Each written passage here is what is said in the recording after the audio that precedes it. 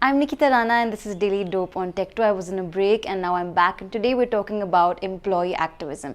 Now, if you're a salaried employee, you'd normally believe that you just have to go to work, do what's required of you, and then at the end of the month collect your check. But not if you work in companies like Google, Amazon and Microsoft. Especially if you're in their US offices, you do have a voice. Google employees managed to get the company to back out of Project Maven, through which Google was aiding the government in analyzing drone footage by the use of AI. Google employees had a problem with that. The petition said that Google should not be involved in the business of war.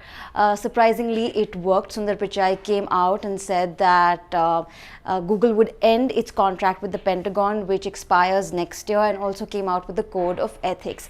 Also, this victory of sorts emboldened people at Amazon and Microsoft to start their own protests. Microsoft is working with ICE, the same agency that was working towards separating immigrant children from their parents.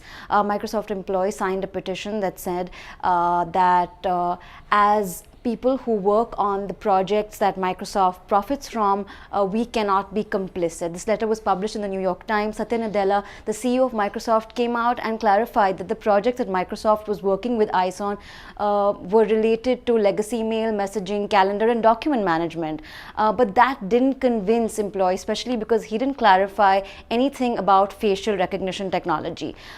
Even though Trump 10 days ago did end the separation of immigrant children from their parents, employee dissent has only increased. What was a group of 100 people then increased to 300 and now is close to 457. Unlike Google, even though Microsoft has not yet withdrawn from its project with ICE, this movement within the organization is only increasing, and now even developers from GitHub, a company that Microsoft recently acquired, are saying that they will abandon the platform if Microsoft doesn't stop its work with ICE. Even employees at Amazon want the company to stop working and providing facial recognition technology to law enforcement agencies. These government contracts bring a large amount of revenue for these tech companies, and therefore walking away from them is not going to be easy. But the fact that these employees can even pull something off like this is because they have skills that are highly in demand. Also, American tech companies for a very long time have sold their jobs to potential employees through the theme of "come change the world," and therefore people who work here very strongly link their day-to-day jobs with their social identities, and that's creating a bit of a problem for these companies now. Do you think Indian employees could ever pull something like this off? That's it from me. Thanks for watching.